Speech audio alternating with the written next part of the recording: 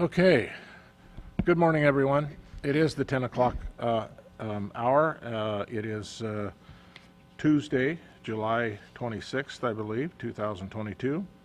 The Board of Supervisors of the County of Del Norte and all of the other governing bodies and special assessments and taxing district for which said board so acts is now meeting in regular session. Only those items that indicate a specific time will be heard at the assigned time. All other items may be taken out of sequence to accommodate the public and staff availability. So we're going to call this meeting to order. And Kylie, would you please take roll? Supervisor Howard? Present. Supervisor Starkey? Here. Supervisor Short? Here. Chair Hemmingson? I am here. And I'll make note that Supervisor Maston is absent. Thank you. We are now going to take a moment of reflection.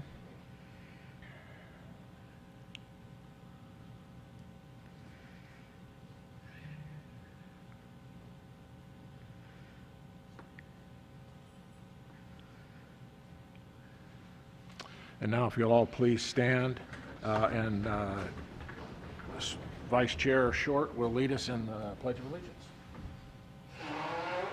I pledge allegiance to the flag of the United States of America and to the republic for which it stands, one nation under God, indivisible, with liberty and justice for all.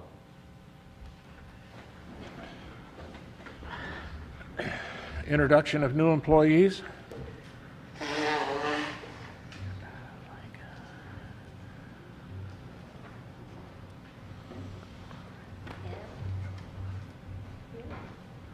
Morning, Sheriff. Good morning. Got two introductions to make here. Good. This is Marek Lara, and he is a new correctional officer for our jail. Right on. He just started a few days ago, so brand new. He's getting some training and walking around with some senior people, so it's good to introduce him. Great. Welcome. Welcome. And I've got Investigator Keith Doyle, who's come to us as a retired annuitant. He's got over 35 years experience. He's a latent fingerprint expert. He's worked for lots of different agencies in California, and he's a great addition to the Sheriff's Department. He's already helping out and making some progress and training up our new folks on evidence and things like that. So just wanted to welcome him and introduce him to you. Great. Welcome. Thank you. Thank you. Thanks. Thanks, guys. Appreciate it. Any other new employees? County Council, anything from closed session? Yes, the board voted unanimously to authorize initiation of litigation. That case will remain confidential until it is filed, at which point it will become a public record. Thank you. Okay, at this time, I would request any deletions, corrections, or additions from board members to the agenda. In order to add an item to the agenda, the matter must have come to the attention subsequent to the posting of the agenda, and the matter requires action before the next regular meeting of the Board of Supervisors. Is there anything, or are there any items? Chair, I'd like to ask that we table item 16 until the August 9th board meeting, please.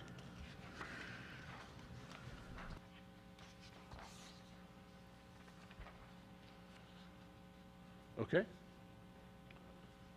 Done. Anything else? Okay, we're going to move on then. We're going to receive brief reports or announcements relative to the county programs, projects, progress of the 2x2 committees, goal committees, and or board staff, travel and training reports. And we're going to start with Supervisor Starkey. Thank you, Chair. I attended Senator McGuire's town hall meeting with regard to last chance grade, and just want to commend Supervisor Hemmingson and Supervisor Maston for really representing us locally and advocating strongly for Del Norte County. Appreciate that. I attended a visitor bureau meeting. I participated in the local behavioral health board interviews for the consumer position. That means that someone who actually utilizes the services of the behavioral health department. We had 3 really great applicants, and we were able to select 2 new consumer positions for the board. I'm continuing to engage in the SURF process, which is the Economic Recovery Fund process. The proposal for our region, which is the Redwood region, that was submitted for the initial $5 million that would be awarded to the planning and input for our economic region here. And there's only 4 counties in it, so this is something that's pretty exciting for us because we're with 4 other smaller counties. So I'm hoping to see a lot of fruits of our labor for that. I attended the city council meeting. I attended the Tobacco-Free Del Norte Coalition. They are going to be bringing forth a presentation in a future board meeting for the smoke-free multi-unit housing. And so I'm looking forward to that presentation and perhaps looking at some ordinances so that we are in line with the city. The city already has those in place. I attended the Area 1 Agency on Aging Advisory Board meeting. Again, we're pretty underrepresented here in Del Norte County when it comes to certain things. The funding for this particular program gets through Humboldt, and we rarely see much of what's happening there. So I'm a strong advocate to make sure our voices are heard, and you can be assured that I speak up, and I speak up often. I attended the solid waste management meeting, and what was exciting that came out of that was that Kara from over at Solid Waste Management was able to find funding to get spill kits for all the fire departments in the area. That was a quick response to the spill that happened up on 199 and the need that we should have had these in existence, and the fact that we didn't. So she saw the need for that, and she made sure that that happened. So now all of our fire departments do have these spill kits available. I met with Del Norte Ambulance's Ron Sanders and John Pritchett to go over the benefits of an exclusive operating area. I attended a LAFCO meeting last night. I filled in for Supervisor Maston, and that is on the LAFCO. It's very interesting. It's all the fire districts are currently being reviewed, so it's something to pay attention to and look forward to. It was just a discussion yesterday. And then finally, I met with some city representatives, along with some county. Sheriff Scott was there, and we're looking for some solutions for the Preston Island area. There's been a lot of activity over there. One residence over in the area had 3 break-ins just in one weekend alone. So we're coming up with some ideas on a neighborhood watch and different things that we can do. One of the things that came up during our discussion with Sheriff Scott and Chief Griffin was the possibility of us looking to change the current no camping ordinance to be more of a no parking ordinance from 11 p.m. to 5 a.m. That's what they did on Howe Drive, and that seems to be somewhat successful. It helps the law enforcement enforce that much easier than the no camping. So I'm looking at this point, this is how I was told to do it, so I apologize if I'm out of line, that to get some consensus from the board to direct staff into modifying the camping ordinances for better verbiage that will assist the sheriff with enforcement. Yes, sounds good. So Okay. directed. Thank you, and that is my report. Thank you. Supervisor Short. Thank you, Mr. Chairman. I also listened in on Senator McGuire's last chance grade town hall. Thought you and Supervisor Maston did a great job of representing the county for us. Was kind of sad to hear that our 2 lanes won't be open till spring of next year, but that still is in the plan. I listened in on the Harbor Board meeting. I attended the Del Norte Solid Waste Management meeting, as Supervisor Starkey mentioned. We discussed the placement of trash and recyclable containers on South Beach and the problem of birds getting into those new containers. Looks like we're going to have some redesign work done, and hopefully that problem of the birds getting into those trash containers will be taken care of, keep our city a little cleaner. Last meeting I mentioned that Beachfront Park was cleaned up very well after the 4th of July. Well, it was reported to us that they had 61 volunteers, 9 part of the Sierra Service Project and the Smith River Alliance on their coastal cleanup. They picked up over 1,500 pounds of trash, so I wanted to thank those volunteers that did that good work for our county. Listened in on a discussion about homeless encampments and liability that the county could be exposed to when dealing with those areas. Dealt with a constituent complaint about some illegal dumping. And talked to our code enforcement officer about that. Attended the LAFCO meeting, like Supervisor Starkey said, looking at the review of the municipal services review and sphere of influence for all the fire districts in the county. Attended the RCTA meeting last night as well, and we decided to maintain our summer routes throughout the winter. And also we approved the purchase of validators and routers so we can proceed with a contactless fare project, so we can people can use their credit cards at the bus to buy their fares. And those routers are also going to provide Wi-Fi to the riders as well. And lastly, I will not be here for the next meeting, and I'd like to thank Jerry and Val and Supervisor Maston for covering me while I'm welcoming a new grandbaby into the world. Right on. Congratulations. Supervisor Howard. Thank you, Chair.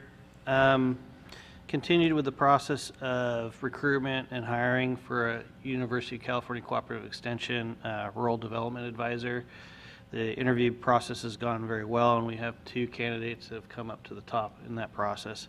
Hopefully, based on some reference checks that we're doing this week, we'll have a pretty short list, or at least down to 1 candidate that UC could offer the job to. So that process is going well. As Supervisor Short mentioned, there's been some issues in his district that we've worked with Dominique Mello on. Code enforcement, shopping carts being dumped in creeks at high rates behind Walmart, and hopefully we could really figure out some solutions, not only by working with the roads department but others, in stopping this from occurring, because really we do have a shopping cart ordinance in place for a reason, and maybe it's time we start looking at that a little deeper. Also heard from Kathy Allen. Want to really address some concerns up in our force about law enforcement and lack thereof right now, especially on the Forest Service side.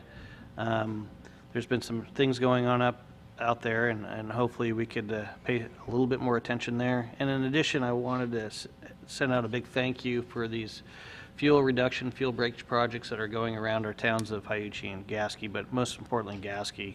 The El Camp Fuel Break project is looking incredible right now. Good job, Smith River Collaborative, getting the funding in there, and then in addition, the Forest Service for making it happen.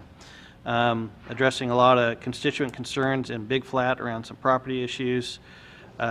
Also working and continue to work on the Birch Ocean View area and the wireless communication services.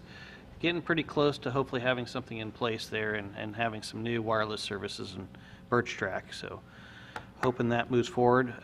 Spent some time with Sean Fries, California Department of Fish and Wildlife, and concerns around the Lake Earl Wildlife Area. And then in addition, attended with Chair Hemmingson a meeting of the Natural Resources Committee where we're discussing the Bureau of Land Management and parcels of land they actually own here, and having some input into their process. Trying to address some concerns with post 4th of July things around fireworks being lit off in Hyuchi, which hopefully we could address that. Also attended Mike McGuire's Town Hall, as previously mentioned, addressing concerns with Community Development Department. Had a North Coast Unified Air Quality Management District meeting, and also met with representatives from Del Norte Ambulance prior to today's discussion. That's all I had, Chair. Great. Thank you so much. Well, as was mentioned, I participated in the McGuire Town Hall meeting having to do with last chance grade, and I agree with Supervisor Short that said it is disappointing that it's now going to be spring of 2023 before we have 2-lane traffic. Really disappointing. I was told that it was going to happen spring of this year, and then summer of this year, and then late fall of this year, and now it's spring of next year. So that is a little disappointing, but, you know, I got to give kudos to Caltrans. They have really worked tirelessly on keeping that road open for us, even though it's one lane. So I'm happy that they're there, disappointed that we're not opening it to two-way traffic sooner. I had a whale working gear innovations project meeting where we were discussing how we can get less vertical lines in the water for whale entanglement issues. I also met with staff from Del Norte Ambulance, had a discussion, and consequently put them on the agenda to do a presentation, so we'll hear about that later. As Supervisor Howard mentioned, we had a Natural Resource Goal Committee meeting having to do with the BLM MOU or agreement or whatever we're signing on to, which sounds like a good deal for us. I attended Bob Miller's Celebration of Life from Dahlstrom Watt, longtime resident from Smith River. He'll be missed. And I also dealt with several constituent issues on blight and other concerns, and hopefully we'll get those dealt with. They're not all taken care of, but we're working on them. And that was it for me. So at this point, we're going to move on to the consent agenda. Move to approve.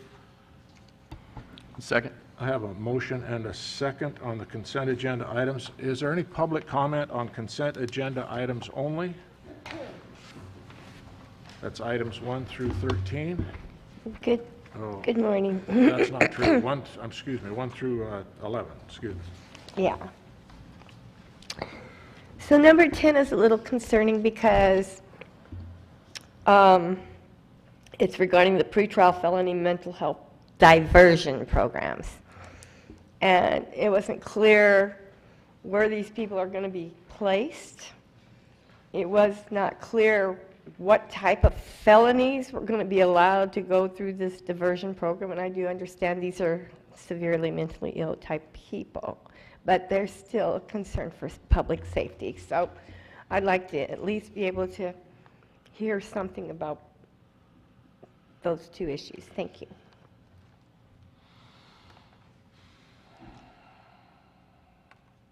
Yeah, Renell, I don't know if you want to address those items before we move on.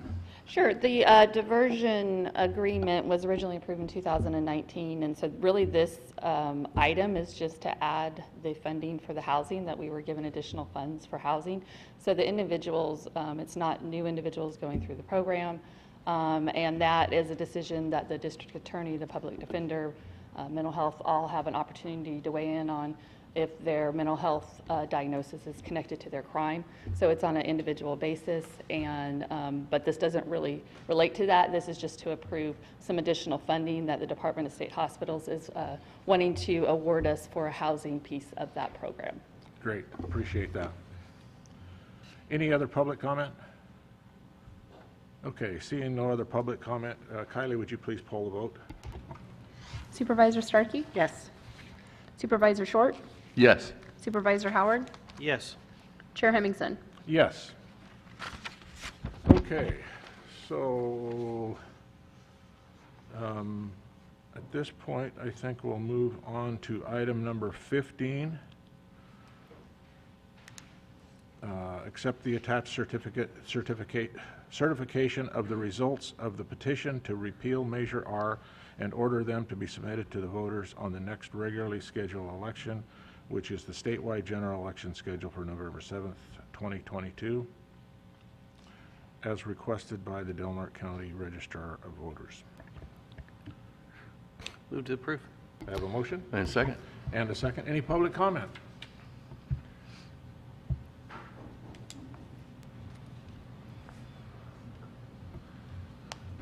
Good morning.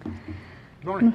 Norma Williams, Del Norte County Employees Association, SEIU 10-1 Chapter President.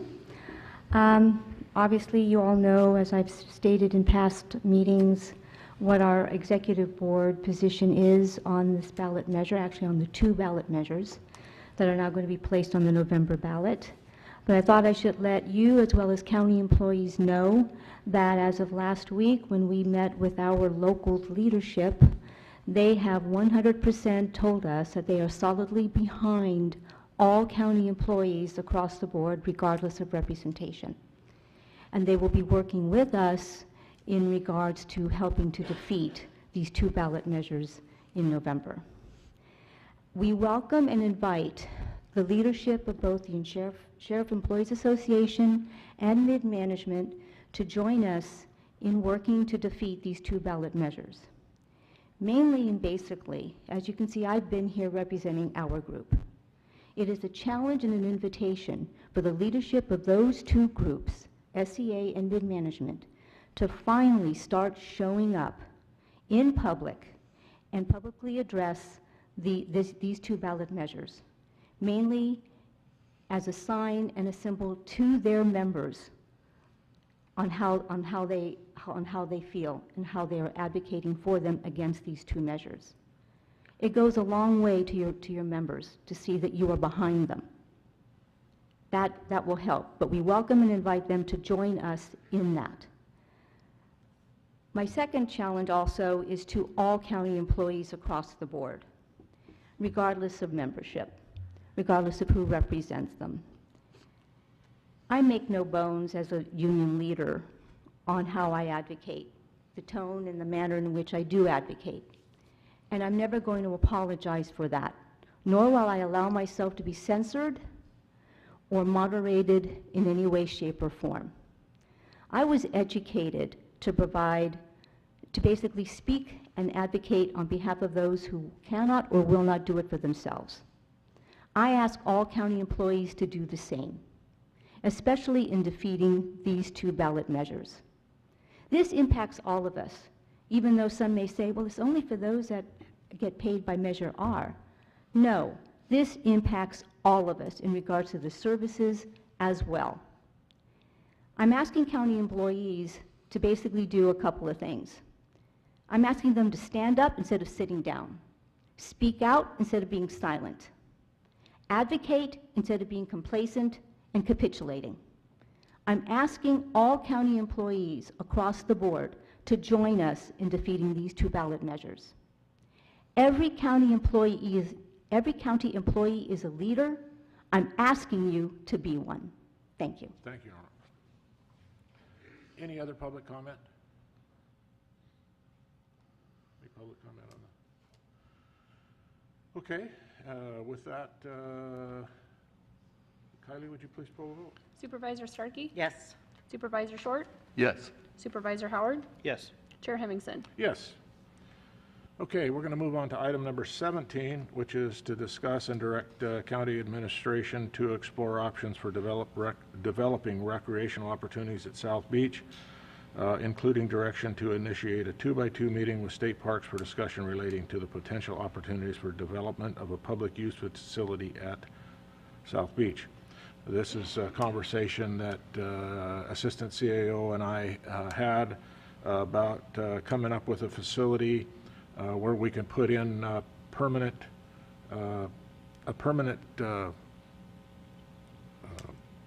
restroom facility and garbage facility.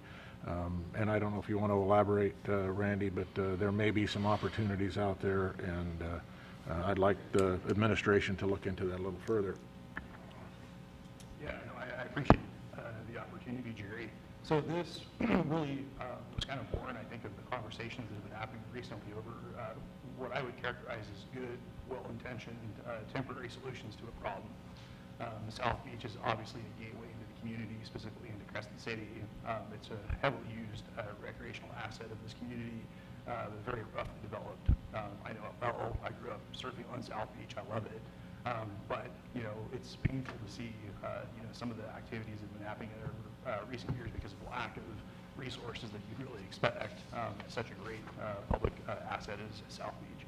So really, it's a pretty roughly developed idea, but obviously the state, you know, with the surplus that it has, I could at least have those conversations with various state departments that could help us advance those ideas, whether it be state parks or the Coastal Conservancy or whatever. So we're just requesting direction today to investigate that in order to provide something for the community, which we think would be a really positive thing. Perfect, thank you. Consensus?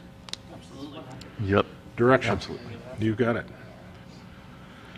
Okay, we have reached our 10:25 first timed item, which is public comment. Members of the public may address the board on matters which are within the jurisdiction of the board. If you are addressing the board regarding a matter listed on the agenda, you may be asked to hold your comments until the board takes up that matter. Please limit your comments to 3 minutes. Is there any public comment?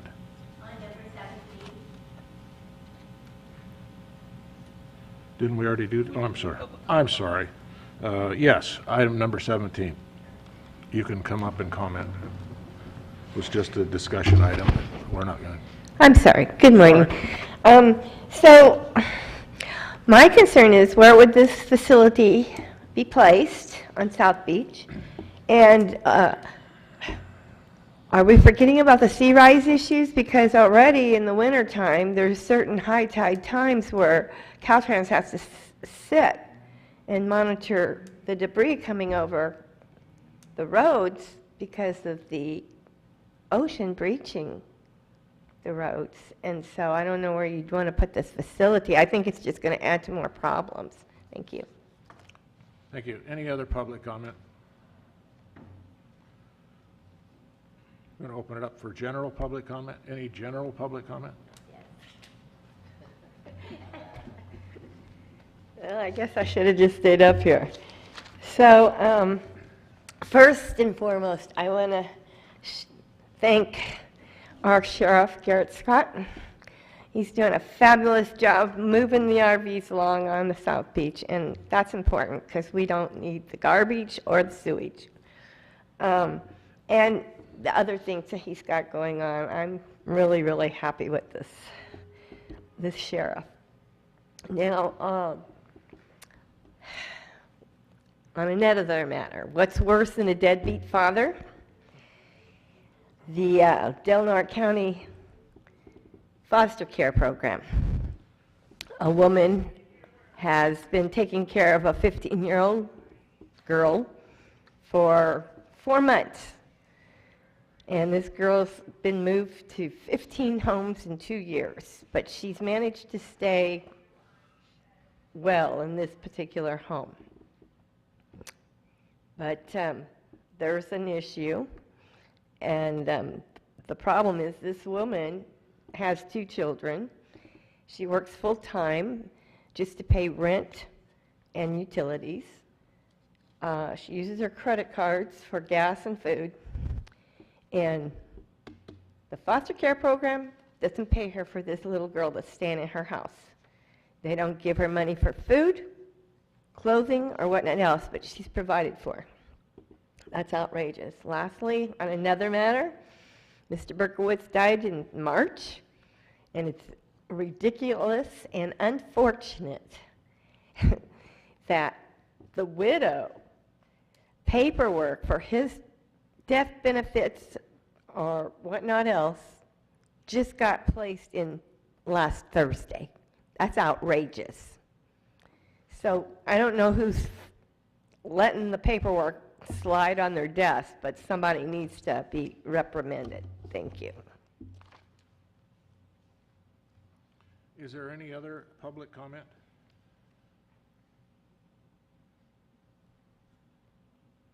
Okay, seeing no public comment, we're going to close that public comment period, and we are down to our last 2 items. Pardon me?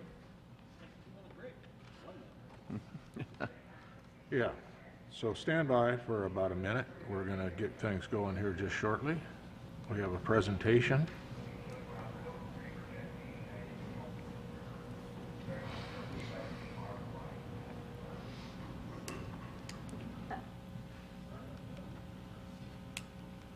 Turn the emergency radio up so we can all listen, I guess.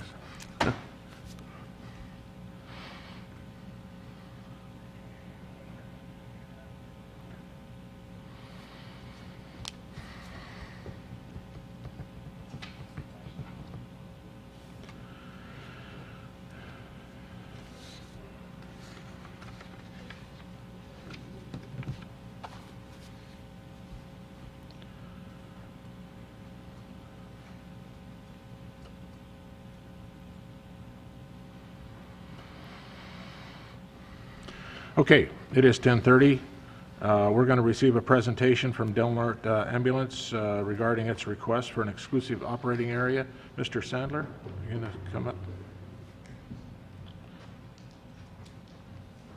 Say that was an awfully long minute. Yeah. As you get older, though, they pass by faster and faster. I want to thank you for letting me take time to come up and talk to you about Del Norte Ambulance and EMS in Del Norte County. It's something I can talk about pretty much nonstop all the time, and John Pritchett couldn't make it today, but recommended I just keep it short to a simple 5 hours or something along those lines. But I think I'll just do a few minutes and we'll go from there. I want to thank you for giving me the chance to respond to the ad hoc committee report that you've received, and to let you know why we prepared the pamphlet we gave you. First of all, we believe that the report is flawed in a number of areas, lacking information about total EMS system in Del Norte County, and that from the start we felt that we may not get a chance to speak to the committee, answer questions about EMS and ambulance services in Del Norte County. Or get a chance to even clear up some misinformation or miscommunications.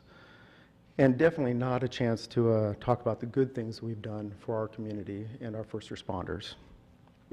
In the 70s, Del Norte County had a poor ambulance provider program, and the services were hit and miss, kind of fly-by-night organizations. The county put in an ordinance. That ordinance over years did end up becoming a little bit out of date, but many parts of it were still in place that provided protections to the county to ensure that providers didn't just pop in and out as they chose, and to ensure that proper care was given to everybody in the county.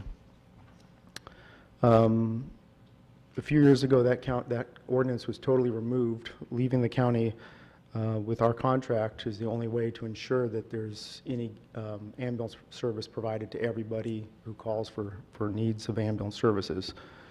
I'm proud to report that we routinely meet or exceed those contract requirements. But this does nothing to prevent poor service from coming back again. And there is nothing that the county can do about it at this time, the way the system stands.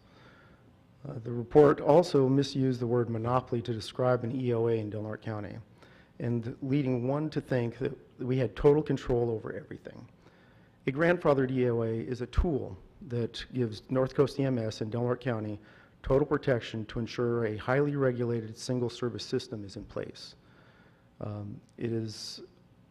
That will cover all parts of Del Norte County for anyone who calls for service today or tomorrow. The grandfather EOA also places higher standards of performance and government oversight on us and a number of measures to enforce that performance, including the removal of our grandfather status if so needed. There's also a great staffing shortage across the country.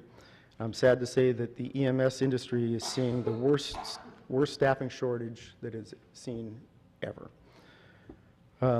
As you know, getting good people to come and stay at Del Norte County is difficult, but we continue to hire good EMTs and paramedics, and we're proud of our homegrown system of bringing our explorers from high school levels into EMTs and then on to paramedics. And those are the folks in the red shirt back there. You can see that they're on their way to becoming good EMTs for our community. You know, I've been the owner of Del Norte Ambulance for 37 years now, and I'm happy to say that I'm locally owned, incorporated, and reinvesting in Del Norte County every single day, and I don't see that changing anytime soon. North Coast EMS provided you with three options for today. North Coast EMS and Larry Karstad are your subject matter experts. And Larry also happens to have the distinction of being the longest serving EMS director in California. He's seen a lot of good and bad systems in that time, and I believe he will continue to provide you with good insight and guidance. Why we believe grandfathering EOA is the right thing for Del Norte County. It is the safest and easiest way to ensure a stable EMS system with the highest standards level oversight. It provides for rate controls, check and balances, with the option to change as required the total protection of all Del Norte County residents and visitors, all at a level of interaction that the county so chooses.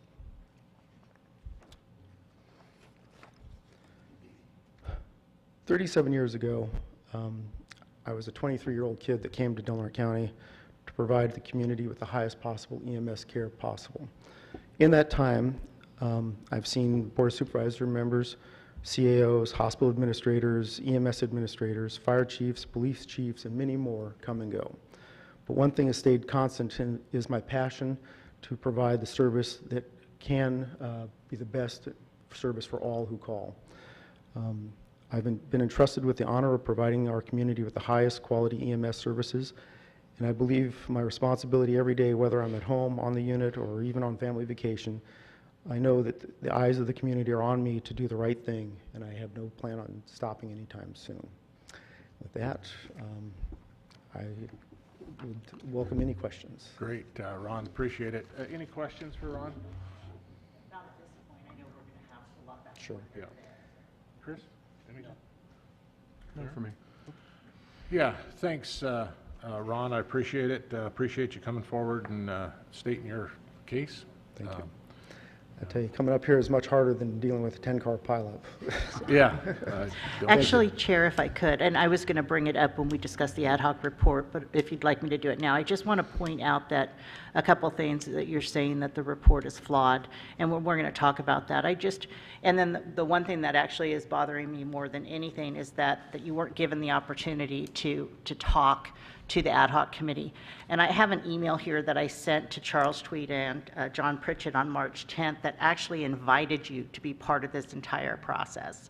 So I just want to clear that up, that you weren't given that opportunity, because we certainly did. And in fact, we even invited you to provide us with all the list of questions that we would be then asking, as well as who you wanted included for us to be interviewing. So I just wanted to clear that up, that you're saying that we didn't include you, and I just want to, just from my account of it, we actually did.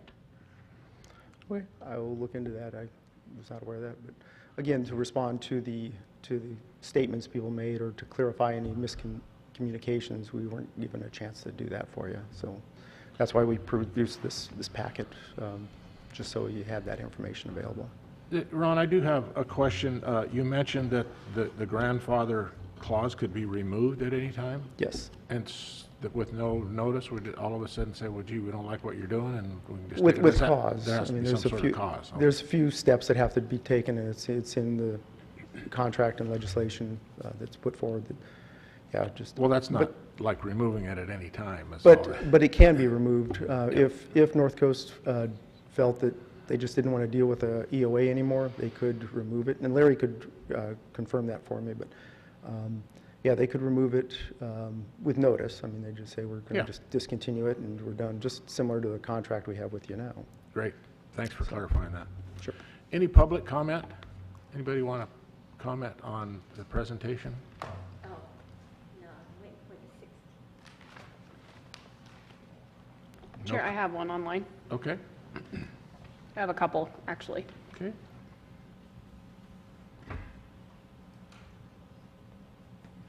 Mike, you are on. Good morning. Good morning. My name is Mike. I'm calling from Smith River. I hope you can hear me. We can.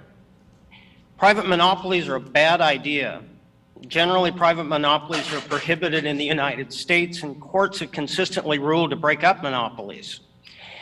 Through a tiny exception in monopoly law, Del Norte Ambulance is seeking a no-end date monopoly from the board because, as DNA stated at the healthcare district meeting, it's Del Norte Ambulance's turn. This is a terrible idea, and the board should dismiss this idea immediately. And this EOA cannot be removed easily, as DNA has just alleged.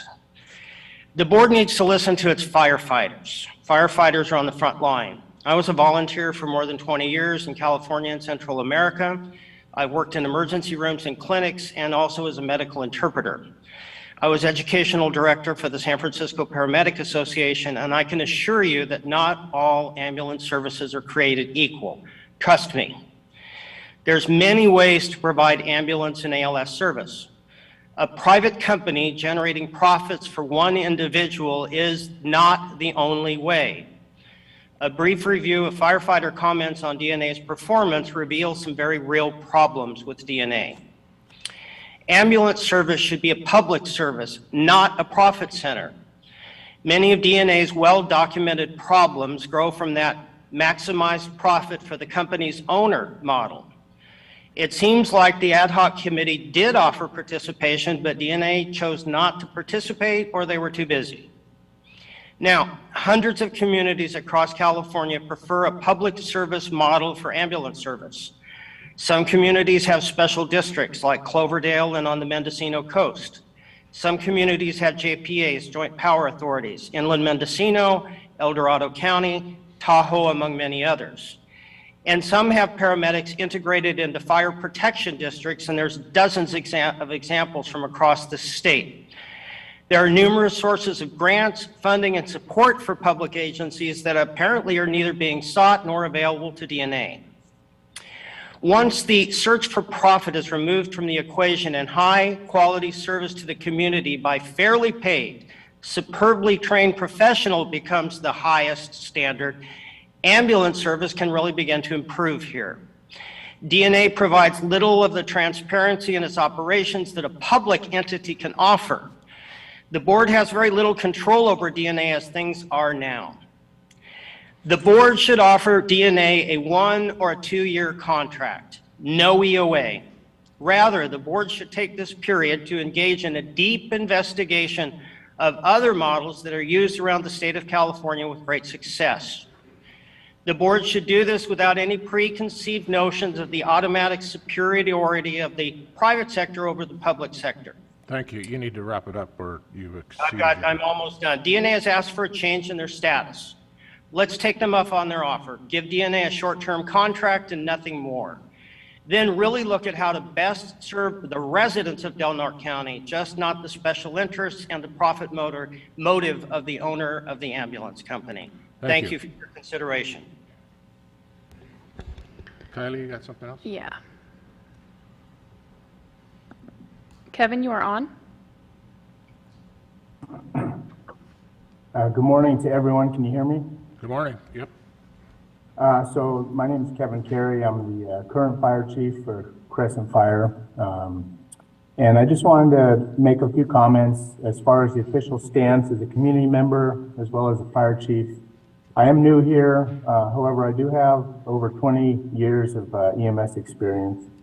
And I've been here in a little over a month. And we are making great strides working together. Proud to say we stand with our partners at Del Norte Ambulance out in the field. And however, this is not a direct attack or on anyone at Del Norte Ambulance, but it would be my official stance as fire chief working closely with the community and as a community member that we would, I would also offer that the best thing for our community, I believe, is to either have a set period like the previous caller said, of maybe 1 to 2 years where we really examine and make sure that every single item is met on that contractual obligation as far as staffing levels, that is done consistently, thoroughly, and that's just to present the best possible service to our community as we all experience this ever-increasing demand for EMS coverage in a really kind of rural setting with increasing population and demand. And again, in no way does this reflect any relationship issues or anything with Del Norte Ambulance. Like I said, we're proud to stand with them and work hard together each and every day to progressively just get a better product out to that community. But that would be my official stance to the board, and I appreciate your time today. Thank you. Appreciate it. Public comment? So I read this ad hoc report, and I was disgusted by it. And I think that the public should know parts of this report. The complaints range from Del Norte ambulance not using sterile bandages, wherein gauze was repackaged in baggies. EMTs and some paramedics were disheveled, unprofessional in appearance, not moving with purpose, referring to a call of a non-responsive 2-year-old in which the fire department, who was across town on another call, got there sooner than the Del Norte ambulance. Response times, failure to replace equipment or supplies, lack of professionalism were the top complaints. The fire department works side by side with these ambulance people and making them exclusive. When there's reports like this, we don't, our county's better than that. So I know they're the only thing happening in town, but hopefully another ambulance company will appear from somewhere. We need help. Thank you. Thank you. Any other public comment? Okay, so thank you for the presentation. We're going to move on to the Ad Hoc Committee. Receive and discuss report of the Ad Hoc Committee to advise the board regarding Del Norte Ambulance's request for an exclusive operating area, and 2, receive a presentation from North Coast EMS regarding Del Norte Ambulance's request for an exclusive operative area, and give possible direction via resolution as requested by Supervisor Short and Starkey. So we're going to start with the ad hoc report. Darren, you want to kick that off? I wonder if Larry Karstad and his crew are online. Would They you are. like to hear from them, or Well, that's kind of the discussion second first? part of this. Yeah. I think maybe we'll just discuss the report if you want to hit any high points. I know Ms. Sutter already hit a couple of low points. Yeah, I don't mind starting off. Sure. Firstly, I'd like to thank Kylie and Tony upstairs for their help in preparing this report. Their input was invaluable. Tony did a little bit of work on it as well, getting it ready for our presentation today. Also, in that work and rework, I want to kind of apologize to Mr. Sandler. We did have a section in there that talked about having an EOA and some of the advantages that it could have. There was the word monopoly used by a lot of the people that we interviewed, those stakeholder interviews, but truly it is an exclusive contract, just like Mr. Sandler says, being able to put the parameters in place that we would want for our ambulance company. The contract, the EOA would be just exactly like a contract, and as he said, could be dismissed for cause. So I apologize that inadvertently got taken out. It was truly my intent to leave that in there, but during our preparation and putting things in and taking things out, it inadvertently got removed there. So I apologize for that. As far as discussion of the items, I mean, you guys have the report in front of you. I can't help but agree with the caller, the first caller that we had, Mike, who said we should listen to the firefighters. I truly believe that, we, as a firefighter myself, we see EMS daily and notice some issues. One of them is was brought up by the firefighters group most often was ambulances leaving for out-of-county transfers, and they're concerned that there was less ambulances left behind to cover the county in those instances, and we've discussed that here, and we could probably have further discussions on that particular area that could be changed or left alone if the board sees fit. But at the same time, consumers had nothing but good things to say about Del Norte Ambulance. Our police chief, Mr. Griffin, was one of them. You know, he said if it wasn't for personnel at Del Norte Ambulance, he wouldn't be here today. And that was a BLS crew that jumped that call, or I shouldn't say jumped that call, but was first to act on his behalf. So there's like you say, high points and low points in this report. As for whether an EOA should be granted via grandfathering or the competitive process or no action by the board, I think is yet to be seen through discussion here today. So for now, I mean, that's to start with. That's all I've got now. If anybody's got any questions about the report. Supervisor Starkey, did you want to add to? Yeah, so I just kind of want to walk you all through I the don't even process. think I needed to ask, but. I know. Thank you, though, Supervisor Hemmingson. I just want to walk you through this process because it wasn't us just kind of ad-libbing or making things up and cushioning what they said. Supervisor Short and I set up interviews. We started that in March, and we interviewed different fire departments. We interviewed all the individuals who the Del Norte Ambulance had asked us to interview, and then we compiled all of that. They're all recorded, and I'm going to say I wrote the chunk of this report because all I did was regurgitate in the report what we were told. Now, if the stuff in here is not accurate, then we certainly could have that discussion later. I agree that it might not be accurate, but it wasn't because we added lib here. This was what was reported to us, and we're reporting it to the rest of the board. One of the things that I was not at the meeting when the ad hoc was formed, however, I was at home and I watched it. One of the things was that we were to also provide a recommendation. Well, Supervisor Short and this is a very complex matter. And Supervisor Short and I, even having interviewed hours upon hours of people in our community, either with pros, the good, the bad, the ugly, we still were struggling with what to do. And so we really did need to hear from Del Norte Ambulance, and that's why we provided you the ad hoc report, I think 2 or 3 weeks in advance, so that you had an opportunity to actually respond. It is not all great in here, but it's not all bad either. There are plenty of people in this community, my mom being one of them, who recently had to call the ambulance and has nothing but positive things to say about this crew. And this crew is represented here in the audience today. However, we can't ignore all the other things either.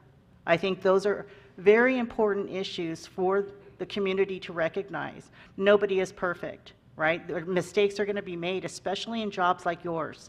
That is going to happen because we're human. So, the ad hoc report is what it is. I'm certainly, I do feel like I'm being a little defensive about it, and that's not my intention. It's more to just give an explanation because I certainly want to always be fair. And so I just want to say that I feel that we fairly compiled the information that we were told. We have a big decision to make here. I think that this is not going to be an easy one. I think that the next step of this is to hear from Larry, which is the North Coast EMS, and I think he's going to walk us through some of the options that this board has. But with that, that's what I have to say with regard to the ad hoc. Thank you. Supervisor Howard. Yes, thank you, Mr. Chairman. No, I appreciate the time and effort that Supervisor Short and Supervisor Starkey put into this. Although the process by which this was approached, in my opinion, could really be subjective, right? Based on your experience with Del Norte Ambulance. You've tried to coalesce and collect those thoughts and put them into a report. I guess when we sat down and had this original conversation as a board, my hope, at least as a person who's been trained as a scientist, we would actually have some data, right? Something hard and concrete in which to make sound determinations and judgments. And we've heard anecdotally in this report response times, things like that, or ambulance services being away.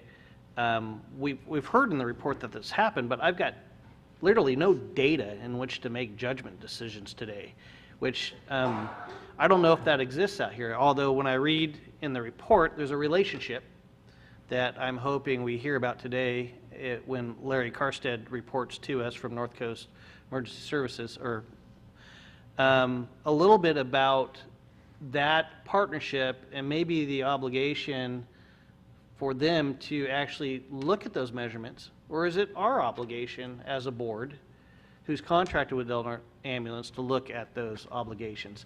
So those are some of the questions I have right now, but I do appreciate all the time and effort of the supervisors doing this work, and obviously the obligations and efforts that Del Norte Ambulance has put into this community. Again, as Supervisor Starkey said today, there's a lot of different directions to go and not go. But based on the outcomes of these discussions today, my mind's completely open right now, and we'll see how it goes. Yeah, thank you. And I have to kind of agree with Supervisor Howard. I had an expectation, I guess, out of this report that we would have some findings of some sort and then some sort of a recommendation.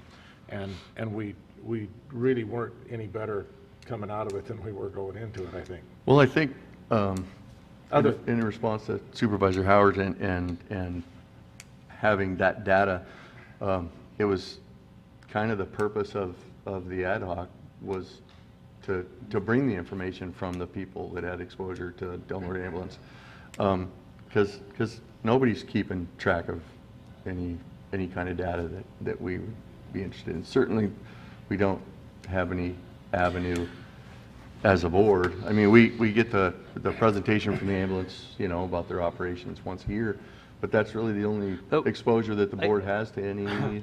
Yeah, and my only rebuttal to that, Supervisor, is why is that? Why, if we're contracting with anybody and we're spending taxpayers' money, we should, at least in my opinion, keep a measurement on how they're doing, because obviously when we go back to recontract, at least my understanding is Del Norte Ambulance's contract is currently with the board through 2027, is that correct? That's correct. Okay, so I mean, we have to evaluate these things based on performance.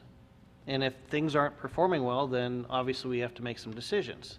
And obviously in a profit-driven model like we currently have in this county, if another service provider wanted to come in, there's nothing preventing them from coming in and being competitive against this current provider, right? And potentially offering a better service. Other than the market, yeah, that's true. So either there's not enough available calls to respond to that allows another service provider to come in, or somebody's doing a good enough job to get there in time, and there's instances, as reported here, where things happen. Or there's instances where they're doing a really good job, which I think is going to happen in any business. I guess my issue is, whose responsibility is it? Is it our responsibility, did you find out, to keep these measurements, or is it a responsibility of our partner, North Coast Emergency Services? I don't know that North Coast Emergency Services would have that obligation right now, being we have the contract with the county. Maybe Mr. Karstead could speak to that. Yeah, but I'd love as that. it, in my opinion, as it sits right now, it should be our responsibility, being Sure. we currently have the contract with Del Norte Ambulance. Okay. And there's just no avenue put in place. Okay. And if I could just clarify, I'm sorry, Jerry, I didn't mean to interrupt, but are you looking for the metrics as far as like how many calls, how long it took them to get, that kind of metrics is what you're, I think you made up a really good point, and we did not provide that in here, and that's what it sounds like you were looking for. Yeah, that's 100% what I'm looking for. Okay. And just out of curiosity, where would we find that information, Supervisor Short, do you know? Or is it just not recorded? Well, it was, Chief Carey commented that maybe a short term, couple of years, there should be a committee or some way of measurement put in place that Oops, I'm sorry. that also Chief Gillespie suggested. Yeah, he did. Prior to and during our interviews. When you put the EOA in place, what the contract is, it's called a transportation plan. in the transportation plan, there's metrics that are spelled out. And there's also a review committee that is, made up of stakeholders that will be able to report on that. So that is the avenue where you would compile your information from that review committee that would be put in place. But we don't have a review committee in place right now. So if I could ask a question, if I recall correctly, and there was a point in time where a lot of these concerns had been brought to the board before, and the board had received information from I think it was CalOR.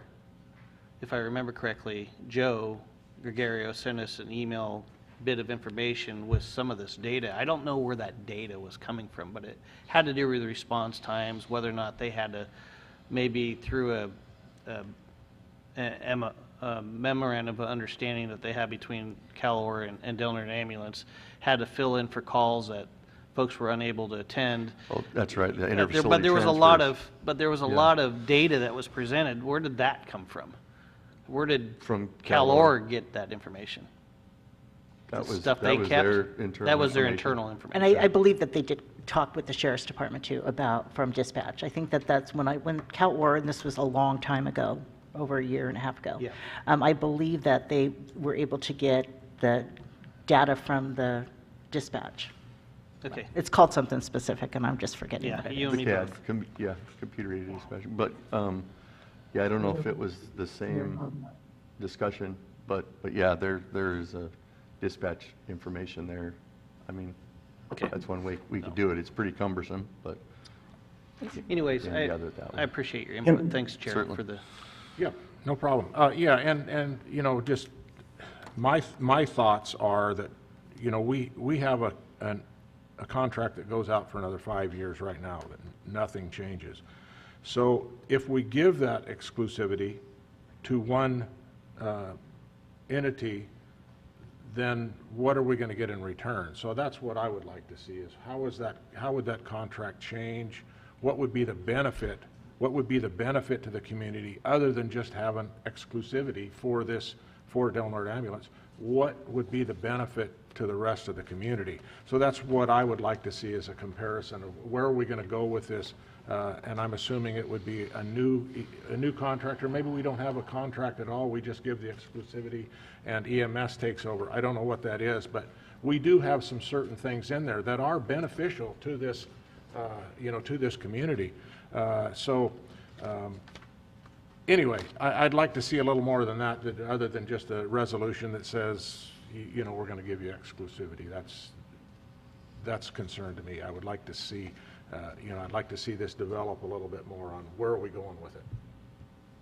So with that, if I could have the last word, we're going to move on to Larry at EMS. Has got a presentation, I'm hoping. Well, thank you very much. I'm Larry Karstead, Director of North Coast EMS. As Ron mentioned, I happen to be the longest-serving EMS director in California. So I've been doing this a long time. I think I've actually worked on behalf of our 3 counties for about 35 years, including with Del Norte County and Del Norte Ambulance. And just generally, we oversee the EMS system pursuant to regulation and statutes, and overall are responsible for the planning and the coordination of the EMS system. And we have quality review powers as well. Del Norte Ambulance has been an advanced life support paramedic provider through us for many decades, initially EMT2 and now paramedic. At this time and for some time, they've been a provider in good standing. I've worked with Ron and Charles and company for those decades. They have improved over time from our view. We have engaged, as we are required to do, in quality improvement review of complaints and cases. There have been some in the past. Those have all been closed through complete loop closure. I have with me our quality improvement contract expert, Pam Mather, and on the line, Nancy LaPaula of Endpoint EMS to answer any larger EOA questions in the state of California. Endpoint is an expert in competitive bidding, and we do not have that expertise here. I wanted to clarify, we do have access to data. We don't have access to shoot time data, which is the one measurement criteria. That's the out of leaving the station and how long does it take from the call to leaving the station. That was measured when there were some issues brought to the attention of ourselves and others. And there were some longer than contractually required shoot times in that Del Norte County contract with Del Norte Ambulance. That was resolved very, very quickly. We've found Del Norte Ambulance to every issue that we've brought to their attention or has been brought to the community's attention, like I said, have been resolved, and I think that's important. We can, if we did get an EOA in place, we do have the ability to do fairly extensive data review. Every time a paramedic or an EMT2 at Del Norte ambulance touches a patient, there is an electronic pre-hospital care record that's required by statute. We have access to the repository in Southern California, so we can do response time evaluations, measurements. Again, we don't have dispatch data, so we don't have the shoot time data. That would be available, however, through dispatch to any entity interested in mining that if they have access to that information. Number of things. So backing up, the request made to us some 2 years ago now by Del Norte Ambulance was to consider grandfathering them as an exclusive provider. And there are conditions for that. There are 3 options that we've presented to the board. One is status quo, which is continuing the current contract. The idea of the county or whomever is responsible for that evaluating the contract compliance makes good sense to me as an option. That contract cannot keep another provider out, ambulance provider out of Del Norte County. It's open. It's openly competitive now. There just have not been any providers that have desired to seek a permit through that through the county. The only thing that would prevent that competition from coming in, aside from low volume, lack of interest or whatever, would be through the exclusive operating area process. That has to be conducted through the local EMS agency. So there are 3 options: status quo, grandfathering, or non-competitive exclusive operating area, which is what we favor, which is what we've planned to do at the request of Del Norte Ambulance, given the input of the Board of Supervisors and then given direction by our governing board. Darren, Supervisor Short, sits on our governing board as a voting member, along with 2 supervisors, one from Lake and one from Del Norte County. One from Lake and one from Humboldt County, sorry. And we serve at the pleasure of the board. The third option is the newer option to us. We've never had to consider a competitive exclusive operating area in the past. It's the far more complicated and very much more expensive process that ends up in the exact same place as the non-competitive exclusive operating area. If you look at the comparison of the 3 options, you'll see that the competitive RFP and the grandfathered RFP have the exact same endpoints. The process would be either one of those, if the board would like us to proceed with an exclusive operating area, and then if our governing board concurs with that, whichever direction, then we have to prepare a very extensive, publicly vetted transportation plan that would follow the Humboldt County model, where we have 2 grandfathered exclusive operating area providers, one in Arcata, one in Eureka, with many conditions. Someone asked what the benefits of an EOA would be compared to current status. Public transparency, far more rigorous measurement criteria pursuant to that approved by our governing board and by the State EMS Authority Transportation Plan. That includes response time standards. That includes other performance standards involving disaster response. It's very comprehensive. So we would see increased transparency and increased stability. If another provider did come in and start opening business as a ground ambulance provider, I believe the situation in Del Norte County, given the relatively low volume, it's a small county, I think it would lead to huge instability. So one of the benefits is to ensure stability. One contracted provider that will be monitored after the contract is in place and the exclusivity is granted, and with conditions, with the ability to withdraw for cause, the exclusivity, and then go to bid. If it was a grandfathered EOA in the first place, we can always end that contract for measured cause, and then move on to a competitive process if the community so desired at that time. So I think I wanted to make clear we do have planned and we're funded. There's a relatively small fee that covers our costs to do this. It's actually smaller than it should be, but that's how come we have Pam on board and Endpoint EMS to help us with this process and this assessment. So that's already planned and paid for, and again, we'd follow the model that we followed successfully in Humboldt County. And I will note that the exclusive operating area world of EMS in California is the most probably complicated and most highly litigated part of EMS in California, probably nationally. Nancy, who's on board, can probably speak to that better than I can. But there have been many cases, 2 to the Supreme Court, many cases to the appellate court level, involving these EOA antitrust issues, which can be very controversial. The fact that we were successful in getting our grandfathering request in the transportation plan approved by the EMS Authority was actually a banner, and we're very pleased, and that's really increased stability in Humboldt County. It would do that for Del Norte County as well. So I think those are some thoughts I have. Other questions that came up, as I said, it's open competition already in Del Norte County. The EOA would secure exclusivity with conditions. By contract, that can be withdrawn for cause.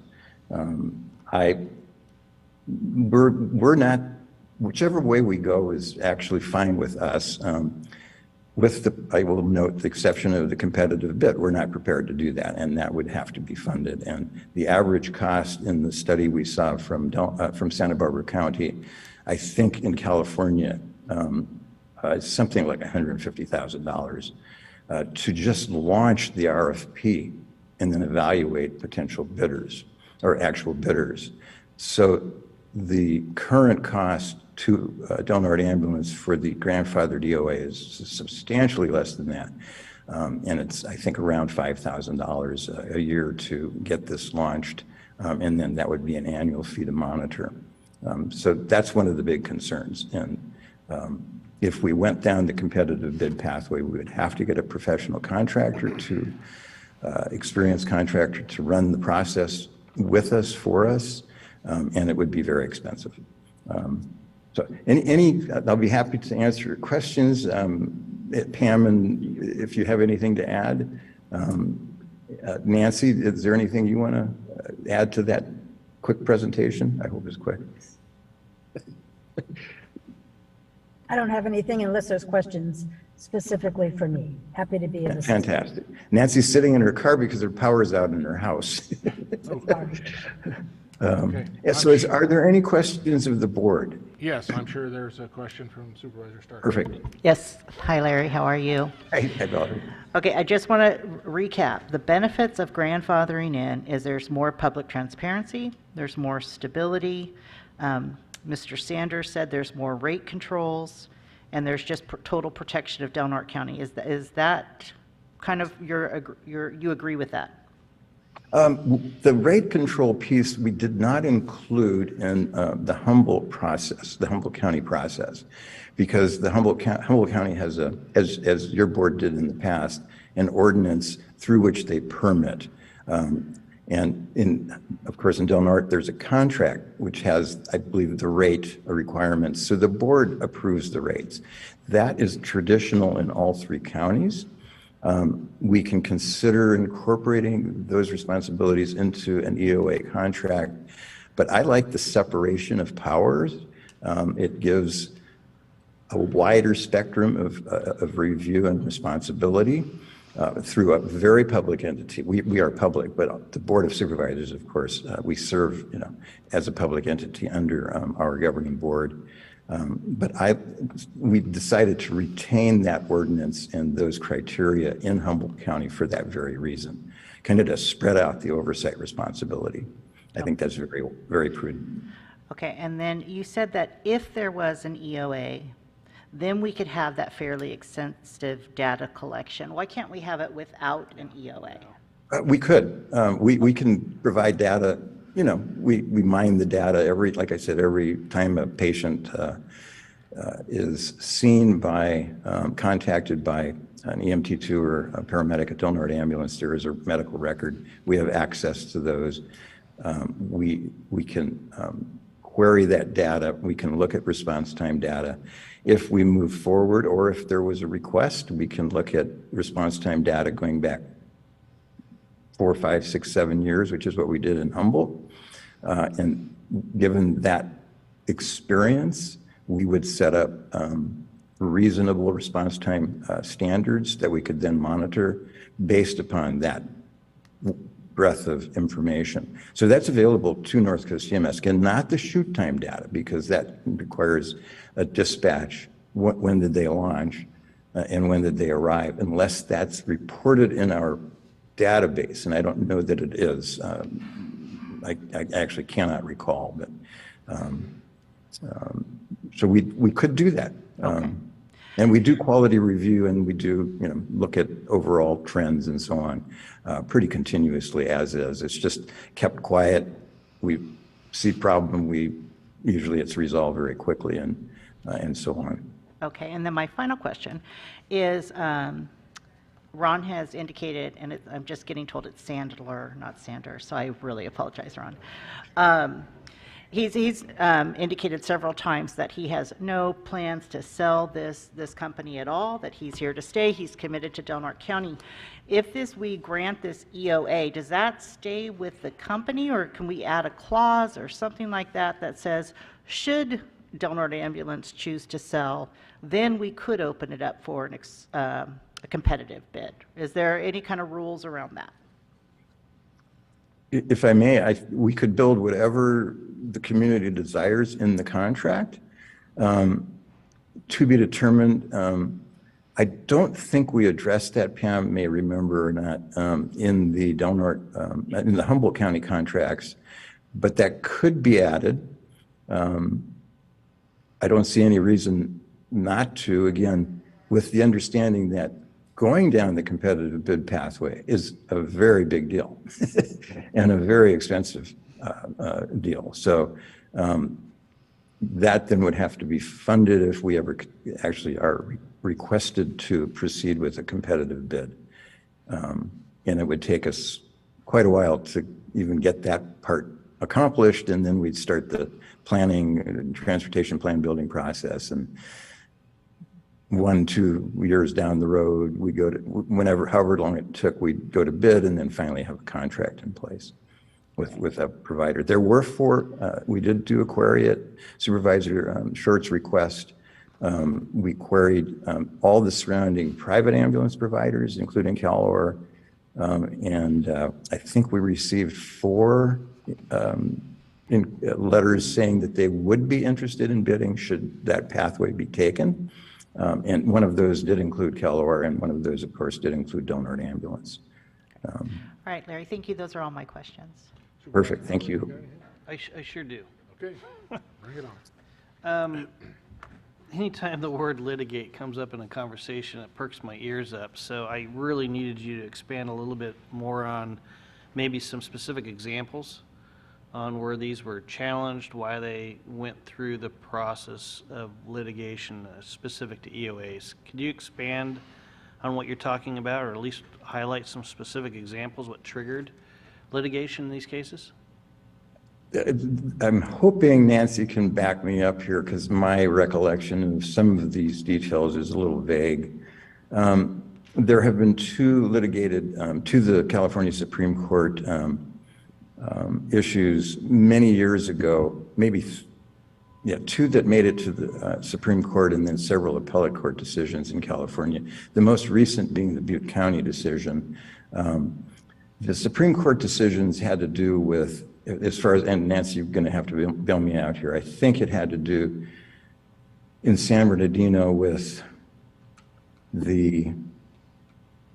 So let me jump in here for a second. Thank you, Nancy. Sure. Usually the litigation is around it's the way the exclusivity was granted. So when it's clearly defined by the state and the state approves that that they're eligible for grandfathering and they meet grandfather requirements, then there's usually no litigation with that. If there is a competitive process and the state also approves that competitive process, then the state will grant state antitrust immunity that protects the county because they have the right, if they go through either one of those legal processes, to establish exclusivity. The questions that come into play have to do a lot more for litigation when it is a contested boundary or a public provider feels that they should be granted exclusivity where they have been providing services existing prior to 1981.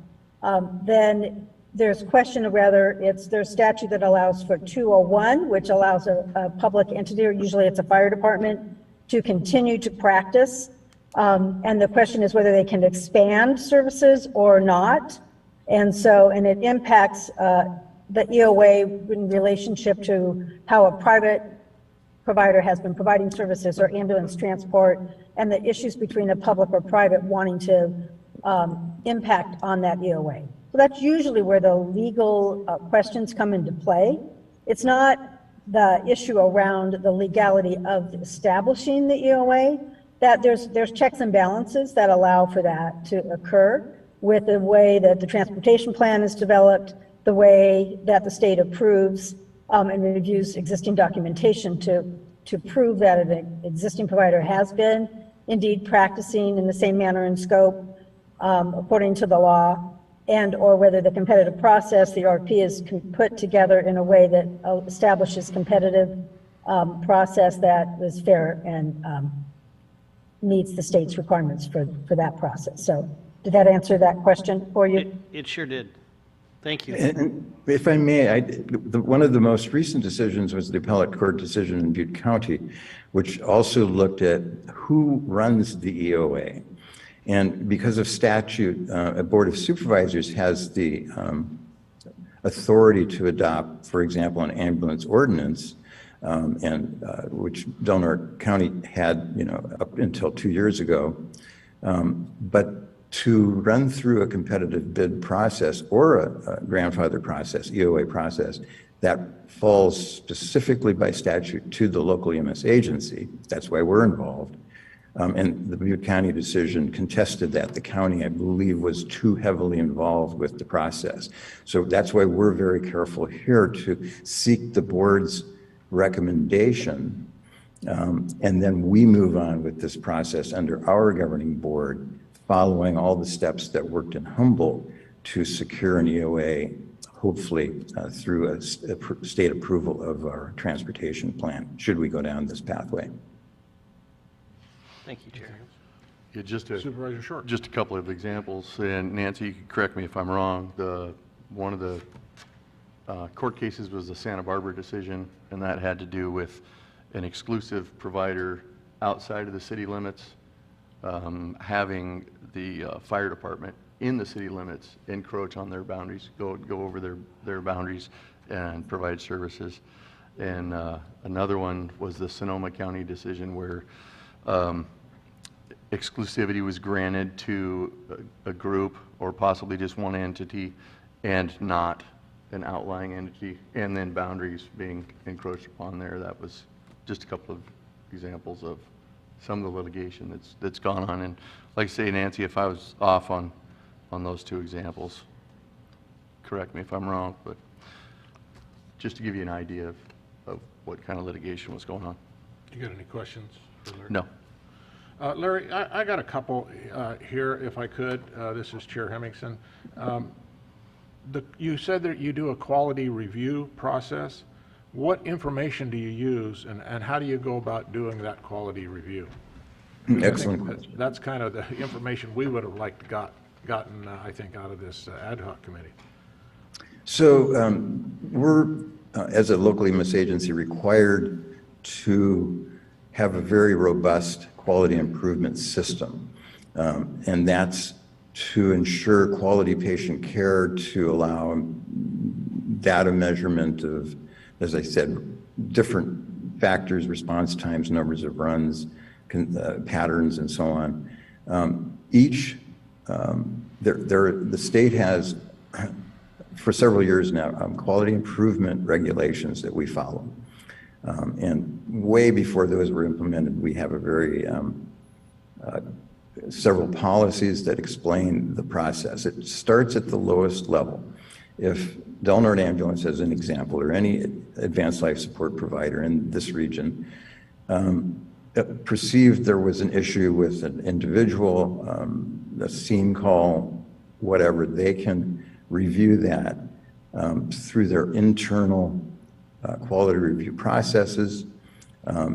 If it rises above that, they can work with the base hospital, in this case Sutter Coast Hospital. Del Norte Ambulance is assigned to them. They have extensive quality review oversight responsibilities in pursuant to regulation and our contract with Del Norte, with Sutter Coast Hospital. And then North Coast EMS oversees that whole process. That's one of our major responsibilities. Again, it's all in place with policy. We have the approved quality improvement plan that we submit to the state EMS authority. I think we were the first EMS agency in California to get that plan approved, and we update that annually. It's approved or accepted by our governing board at the last meeting, I believe, and has now moved forward this last update to the state. So it's very extensive.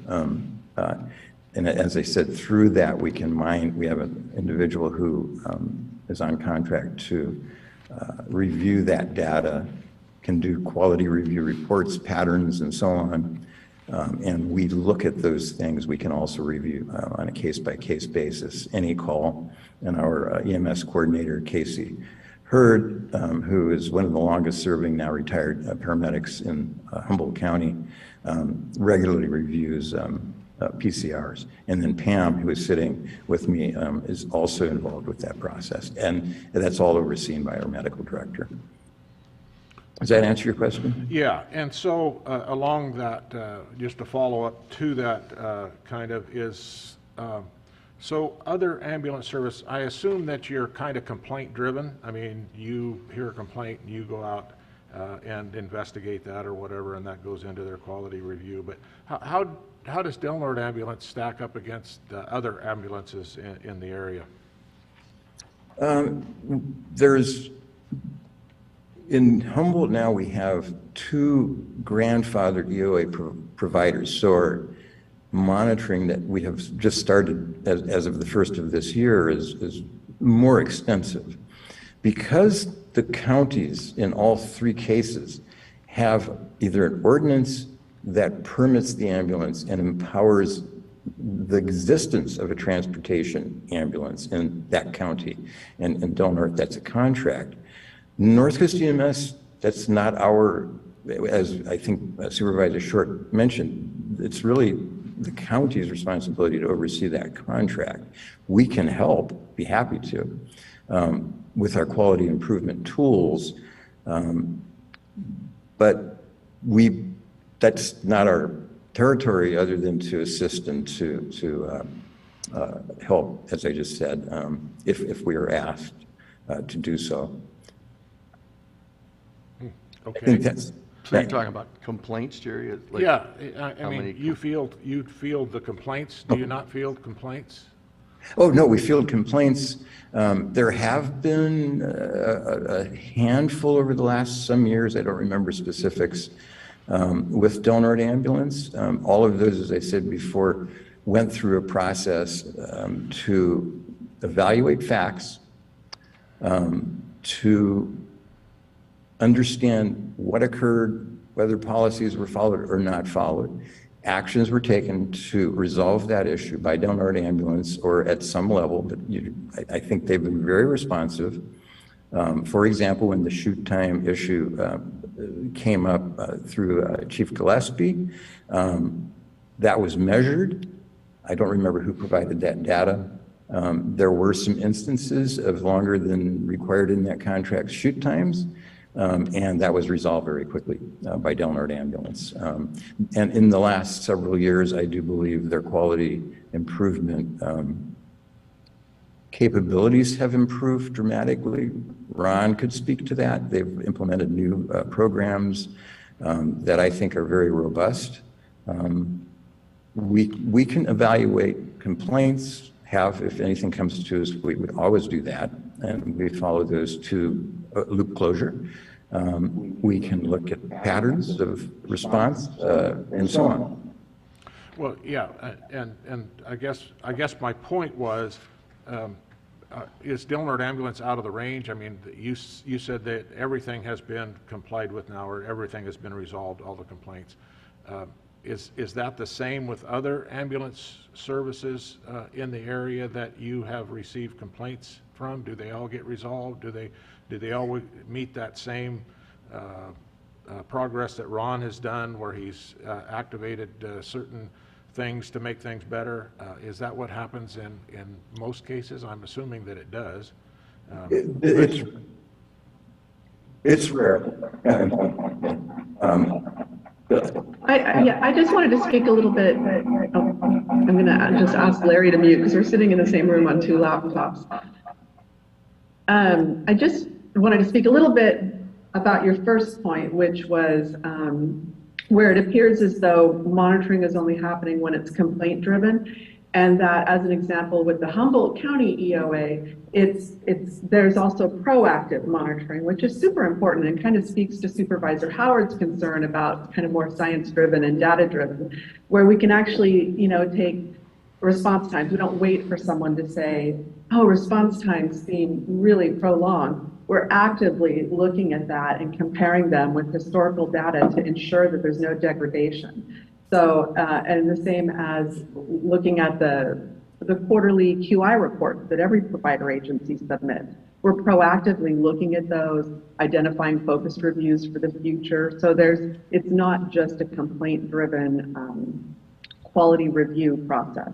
We're trying to proactively ensure that the care metrics are being met, or whether there's a systems issue or a personnel issue, and figuring out what would be the proper improvement plan and following that through all the way to loop closure, just like an individual complaint would be monitored on a log, revisited all the way to loop closure. I hope that answers your question. I think Del Norte Ambulance has, let's say in the past 5 years, had a few. It's fairly rare that we get any complaints, by the way.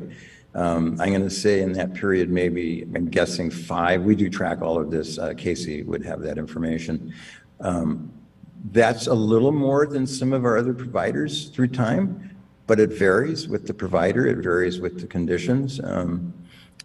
So it's not that unusual. And the good news, in my opinion, is that, as I said before, Del Norte Ambulance has resolved all of those issues fairly quickly and responsibly. And I think overall has improved through time their overall QI processes and so on, and that's my Great. Well, subjective I'm assessment. assuming they're doing okay since you're recommending that we do this, but the time from dispatch to being on scene, that is recorded by the dispatch service, is that correct? Do they report when they're on scene? Is that where we get that information? Yes, and maybe Ron could speak to that if I'm off, but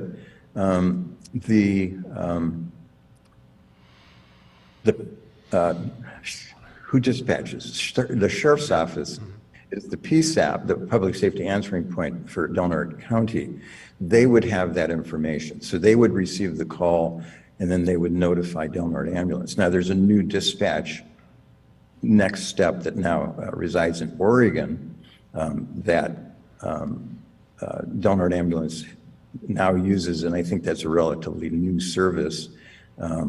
And they actually do run an emergency medical dispatch system, which means the dispatcher is trained not just to get the response time data and all those details, but to actually give guidance to the caller or the family member and teach, really help them take care of the medical situation, maybe stop external hemorrhage or, get instructed to do CPR, those kinds of things. So that's a very good system.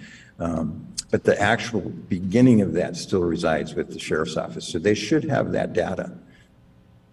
Okay. I guess my last question or comment, I guess, is who makes the decision on the grandfathering? Is that your decision with our support, or can you make that on your own to give this exclusivity, or is this something that the county has to agree to? You don't. We're asking for your recommendation to guide us. If the board has an opinion about which of the three pathways, that would be helpful to us. Again, we serve at the pleasure of our governing board, so that body is who would finally direct us. And Darren would sit on that, and I think, Jerry, you're the alternate member. Yeah. Yes. And so we would look to, one, collaborate or at least coordinate with the county. Hence, we brought this to the board's attention. We did that in Humboldt, then we're all on the same page as we move forward, whether it's status quo, grandfathering, or then consideration of competitive EOA.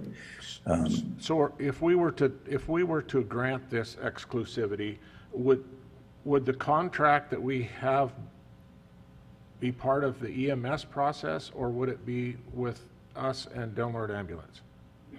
That would be determined. We would favor you continuing that contract to keep that overall wider oversight responsibility, which is what we did in Humboldt. It gives more power.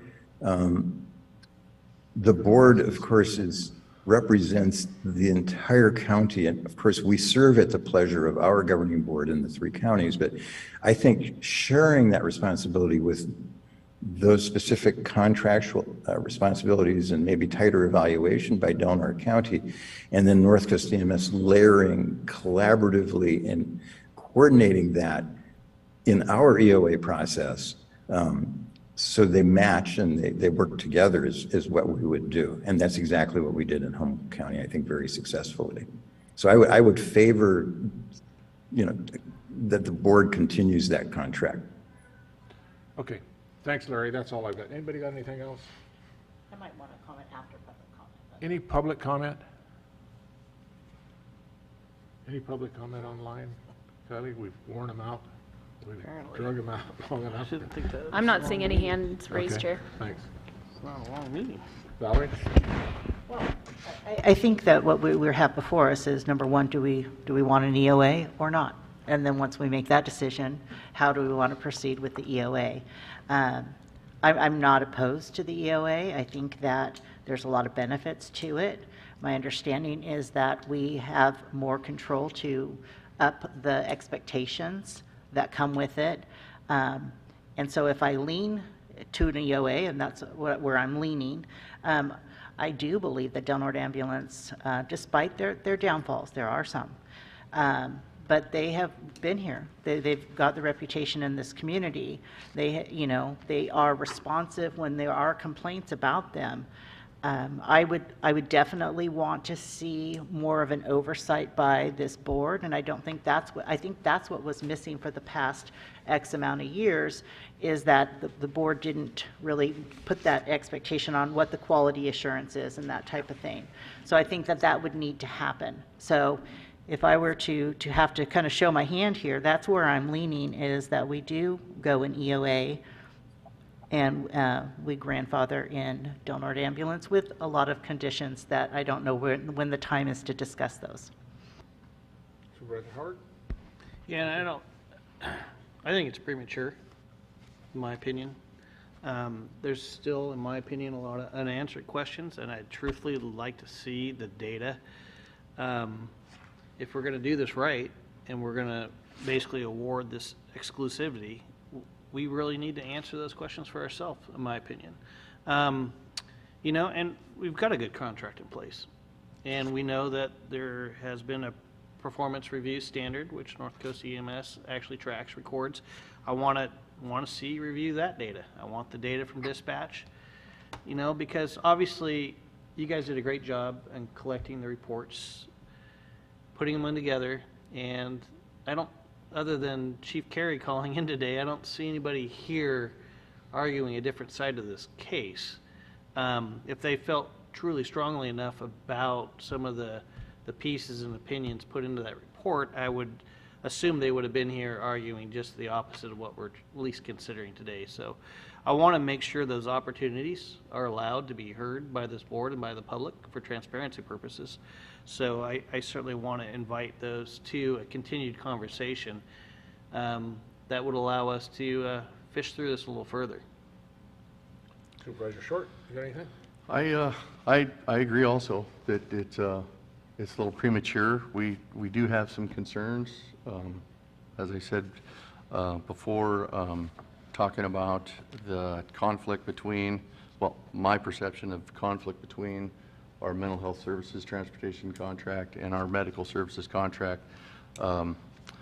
We've had Ron write a letter to the board that says that they put language into the contract specific to where they could transfer patients out of county, and the ambulance is expressly allowed under this agreement.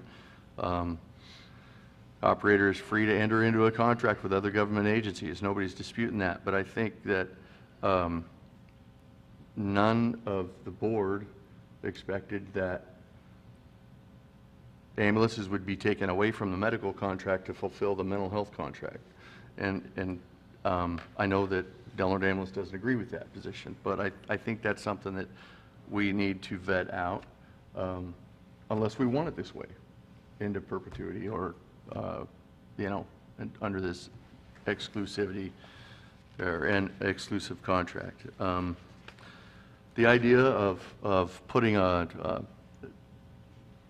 committee together for monitoring into the next, pick a time, that year, 2 years, whatever, to see if Del Norte Ambulance could meet the parameters that that would be spelled out in a transportation plan. Something that is in another transportation plan that I've reviewed, something that is not currently in place now, but something like all ambulances be ALS. All ambulance personnel to have a minimum qualification of EMT 1. Talking about the alternate contract, spell that out more specifically. Have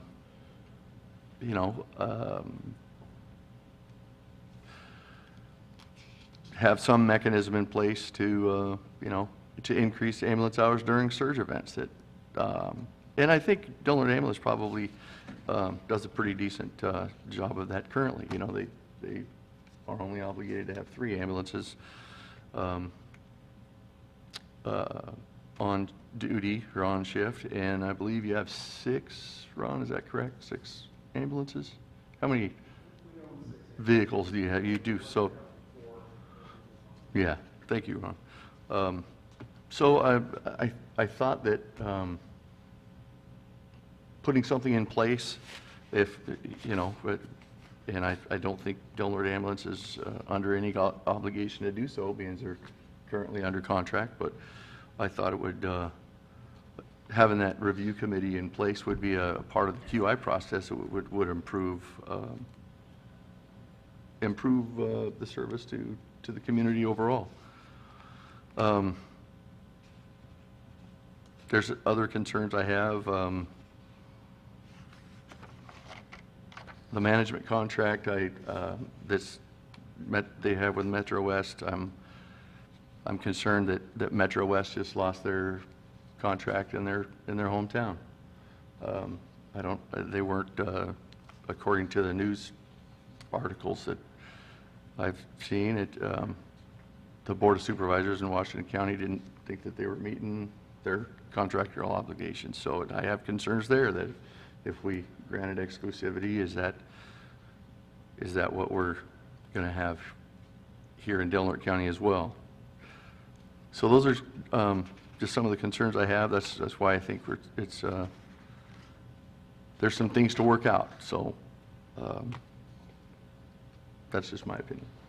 Great, thanks. Yeah, and I have to agree with Supervisor Starkey in the fact that I'm leaning towards exclusivity simply for the reasons that you're bringing those points out, that those are issues that we can take, to them and say, okay, we give you exclusivity.